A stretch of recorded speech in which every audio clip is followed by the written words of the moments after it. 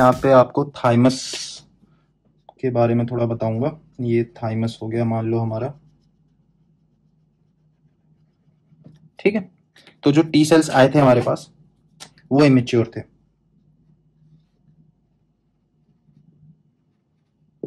ठीक है। और फिर ये थाइमस के पास आए, थाइमस से फिर वापस सर्कुलेशन में चले गए, तो ये बन गए हमारे मैच्योर।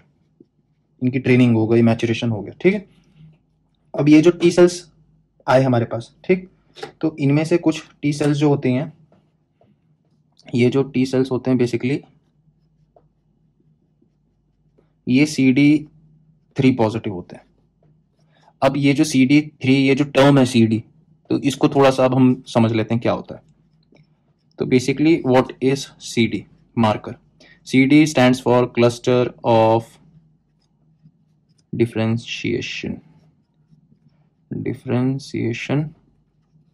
ठीक है। And why was this term made? ये बनाया ही क्यों गया और क्या है? तो बेसिकली मान लो ये मेरा सेल है, ठीक, और ये इसकी मेम्ब्रेन है, ये सेल मेम्ब्रेन है, ठीक है। तो इस सेल को मान लो मैं ऐसे बहुत सारे सेल बना देता हूं, ठीक है। और अब हम ये स्लाइड में देख रहे हैं, माइक्रोस्कोपिक स्टडीज चल रही हैं और हमारे पास ये सेल्स हैं, हम इनको स्टडी कर रहे हैं। तो they all look the same, लगभग आइडेंटिकल ही लग रहे हैं, ठीक है। तो साइंटिस्ट ने क्या किया कि साइंटिस्ट को बड़ी दिक्कत आ, डॉक्टर्स को दिक्कत ये आ रही थी समझने में कि कौन सा सेल है ये, basically to identify for the first time कि what type of cells are these. तो ये कॉन्सेप्ट बनाया गया CD का। तो बेसिकली फॉर लिम्फोसाइट्स, ठीक, तो लिम्फोसाइट्स हो या basically any cell of the blood component, तो they have special proteins which are within the cell membrane, ठीक। They can be integral proteins, transmembrane proteins, surface proteins, ठीक है। तो कुछ सरफेस प्रोटीन्स थे, ठीक। तो उनको स्टडी करने के बाद ये समझ में आया कि there is a group of cells having a special CD marker, CD protein, and this CD protein was found to be CD3। They just gave a numerical part, ठीक। तो न्यूमेरिकली इनको डिनोट किया गया। तो CD3 पॉजिटिव का मतलब ये हुआ कि it was a lymphocyte, that's it. But what kind of lymphocyte? B cell, T cell, T helper cell and all those type of things, ये सारे क्वेश्चन में थे, अभी भी समझ में नहीं आ रहा था।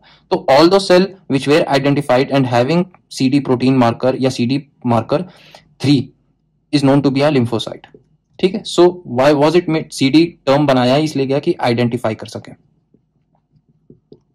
ठीक है, कि ये कौन सा सेल है। तो ये काम हमारा आसान हो गया। तो ऑल दो sales having CD protein, basically CD is a protein, surface protein, ठीक। तो इन शॉर्ट हम क्या बोलेंगे? CD3 positive. अगर CD3 पॉजिटिव है सो इट्स अ लिम्फोसाइट। लेकिन जो भी टी सेल्स थे उनको स्टडी किया गया तो CD3 पॉजिटिव प्रेजेंट था, ठीक। लेकिन उस CD3 पॉजिटिव के अलावा CD3 सब पे प्रेजेंट था, सारे लिम्फोसाइट्स पे। उसके अलावा क्या था कि 4 भी प्रेजेंट था और 8। कुछ लिम्फोसाइट्स पे CD3 पॉजिटिव था और CD4 एक अलग CD मार्कर, एक दूसरा प्रोटीन मार्कर, एक और CD प्रोटीन था, ठीक है।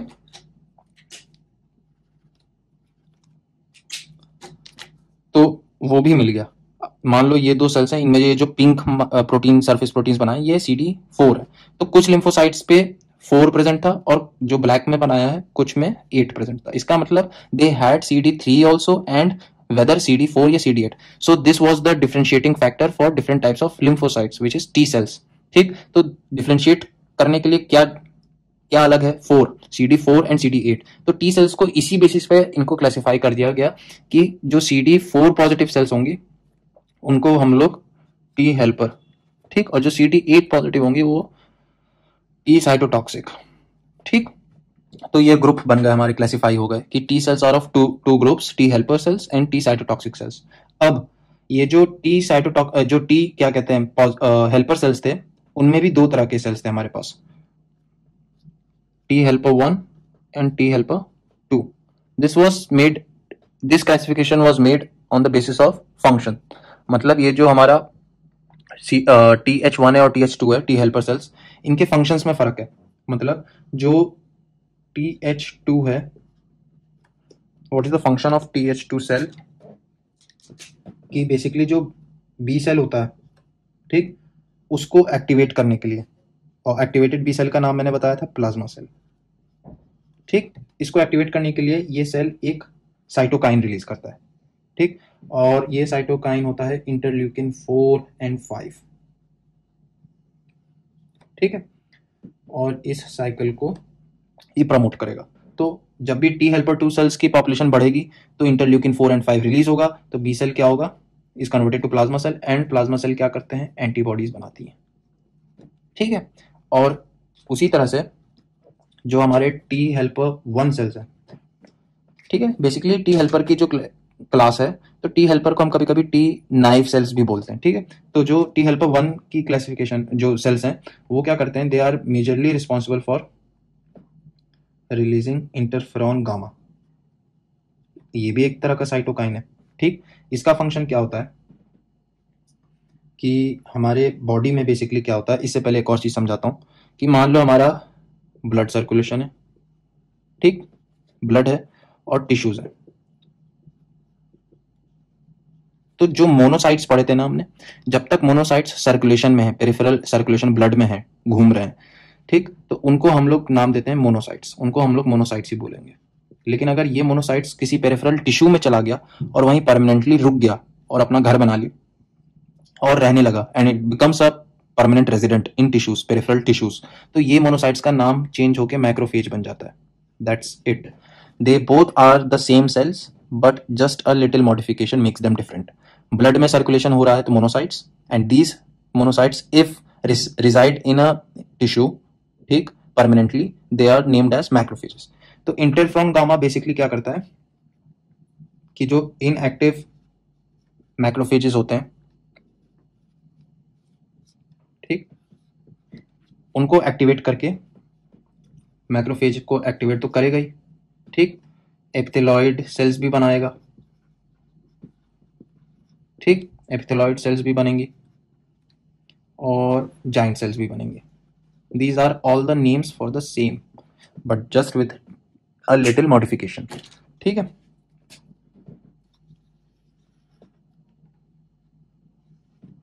तो इसका ये मतलब हुआ, ये वाला जो पाथवे है ये बेसिकली वुंड हीलिंग में काम आता है, ठीक है, जो जाइंट सेल्स प्रेजेंट होती हैं, इन्फ्लेमेटरी वुंड हीलिंग प्रोसेसेस जो होते हैं, तो ये वहां में देखने को मिलेगा। तो बेसिकली टी हेल्पर 2 और T helper 1 release different cytokines which makes them different from each other because physiologically function अलग है।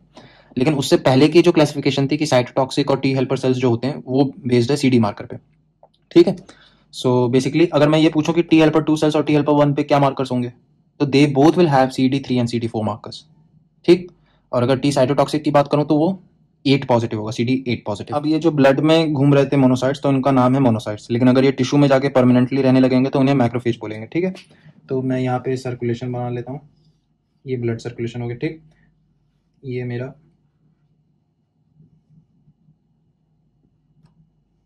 मोनोसाइट है, क्योंकि ब्लड में है तो मोनोसाइट बोलूंगा। अब ये अलग अलग जगह जाके टिश्यू में परमानेंटली रहेगा, तो उनका नाम है, कुछ स्पेशल नेम्स होते हैं, ठीक है। अगर ये किडनी में चला गया मोनोसाइट, तो ये वहां जाके अगर रहने लगेगा तो इसको हम लोग बोलते हैं मिजेंजियल सेल्स, ठीक। अगर ये लीवर में रहने लगा जाके तो इसको बोलेंगे कफर सेल, ठीक। और अगर ये बोन में चले गए तो बोन में इनको हम लोग बोलेंगे ऑस्टियोक्लास्ट, ठीक। और अगर ये चले गए हमारे स्प्लीन में, स्प्लीन या लिम्फ नोड में, तो इनको हम लोग बोलेंगे डेंड्रिटिक सेल्स, डेंड्रिटिक भी बोलते हैं और कभी कभी हिस्टियोसाइट्स भी बोलते हैं, ठीक। अगर ये चले गए ब्रेन में, तो ब्रेन में इनका नाम होता है माइक्रोग्लाया, माइक्रोग्लायल सेल्स, ठीक। लेकिन अगर ये इन्फ्लेमेशन के वक्त मोनोसाइट अगर वहां गया, तो जो मैंने बताया था आपको, एपिथेलॉइड सेल्स, जाइंट सेल्स, ठीक, एक्टिवेटेड मैक्रोफेजेस, तो ये और कहाँ जा सकता है,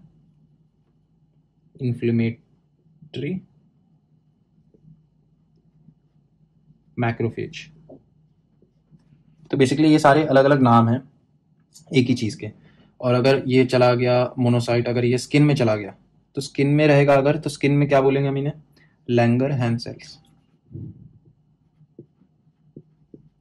एक होता है लैंगरहैंस सेल्स और एक होता है लैंगरहैंस सेल्स। बहुत ध्यान से, यहाँ पे ई आर है,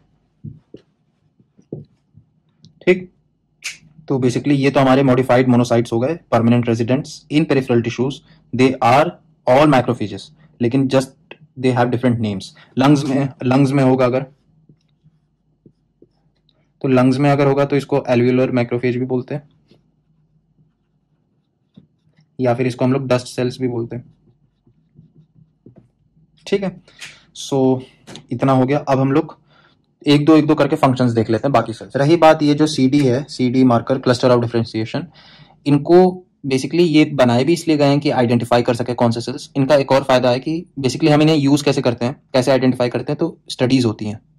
तो इम्यूनो हिस्टो केमिस्ट्री जो होती है वो स्टडी करते हैं, ठीक है। इम्यूनो हिस्टोलॉजिकल स्टडीज होती हैं, तो वो केमिस्ट्री जो होती है वो स्टडी करते हैं। और हम लोग फ्लो साइटोमेट्री भी यूज करते हैं, ठीक है। तो बेसिकली हम लोग क्या यूज करते हैं, एंटीबॉडीज होती हैं, रेडियो लेबल्ड एंटीबॉडीज होती हैं, which are specially designed to bind with these C D protein markers, ठीक है। ये जब बाइंड करेंगे तो फिर जो रेडियो लेवल है स्कैन पे देखेंगे तो they will glow different colours, show different colours, and we will identify that these cells are present over there, ठीक है।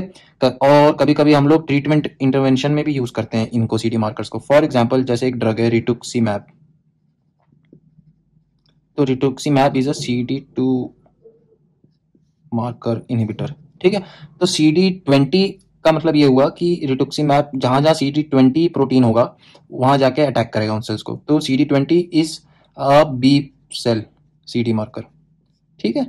सो अगर पॉपुलेशन ज्यादा है, कम है सेल्स की, तो वो तो हम इन स्टडीज के थ्रू आइडेंटिफाई कर सकते हैं। तो ये स्टडीज हम बेसिकली लिम्फोमास, ल्यूकीमियाज में यूज करते हैं एबनॉर्मल सेल्स को आइडेंटिफाई करने के लिए, एबनॉर्मल पॉपुलेशंस को। तो rituximab is one of the drugs used in leukaemias and lymphomas for B cell related problems because they are against CD20 marker या प्रोटीन मार्कर, ठीक। हम लोग फाइनली देख लेते हैं कि कुछ सेल्स के स्पेशल फंक्शंस देख लेते हैं और आइडेंटिफिकेशंस देख लें, कैरेक्टरिस्टिक्स देख लेते हैं। तो बेसोफिल का नाम ही बेसोफिल इसलिए है क्योंकि बेसोफिलिक ग्रेन्यूल्स होते हैं, तो it imparts a blue colour, ठीक है। तो ये बेसोफिलिक ग्रेन्यूल्स प्रेजेंट हो गए इन सेल्स में, ठीक है। और बेसोफिल्स के पास क्या होता है, बेसोफिल्स के पास रिसेप्टर्स होते हैं। किस तरह के रिसेप्टर्स होते हैं वो, रिसेप्टर्स फॉर FC पोर्शन, ठीक, द कांस्टेंट पार्ट या FC portion of IgE antibody, ठीक है। एक तो ये चीज होगा, इसका मतलब ये हुआ कि अगर मेरा बेसोफिल है तो इसके पास एक रिसेप्टर होगा यहाँ पे जो कि IgE एंटीबॉडी से बाइंड कर सकता है, ठीक है। एक तो ये चीज हो गई। और बेसोफिल हमें मालूम है कि ब्लड में घूमता है, तो हम लोग इसको टूरिस्ट के नाम से जानेंगे, ठीक, because it's in the blood. और वही अब मैं ये बात करूं मास्ट सेल क्या होता है, ठीक। तो मास्ट सेल्स क्या है कि प्लूरीपोटेंट के जो सेल्स थे हमारे stem cells, pluripotent stem cells, तो उन्हीं के डेरिवेटिव्स हैं बेसिकली ये,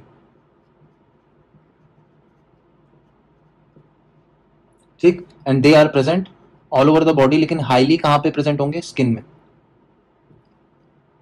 अंडर द स्किन, ठीक है। ज्यादा नंबर में मास्ट सेल्स स्किन के अंदर प्रेजेंट होंगे, ठीक। म्यूकोजल लाइनिंग और भी बहुत जगह प्रेजेंट होते हैं, म्यूकोजल लाइनिंग हो गई, ठीक है। उसके बाद कनेक्टिव टिश्यू में भी प्रेजेंट है, ठीक है, अराउंड ब्लड वेसल्स, और न्यूरॉन्स के भी चारों तरफ प्रेजेंट है। तो बेसिकली ये इस तरह से ये मास्ट सेल्स प्रेजेंट है, तो हर जगह कनेक्टिव टिश्यू में प्रेजेंट है। तो मास्ट सेल ये है मेरा मास्ट सेल। तो मास्ट सेल के पास भी एक रिसेप्टर होता है और वो भी IgE एंटीबॉडी के लिए है, ठीक, एकदम सिमिलर टू बेसोफिल है, ठीक है। लेकिन ये जो मास्ट सेल्स होते हैं ये परमानेंट रेजिडेंट्स होते हैं,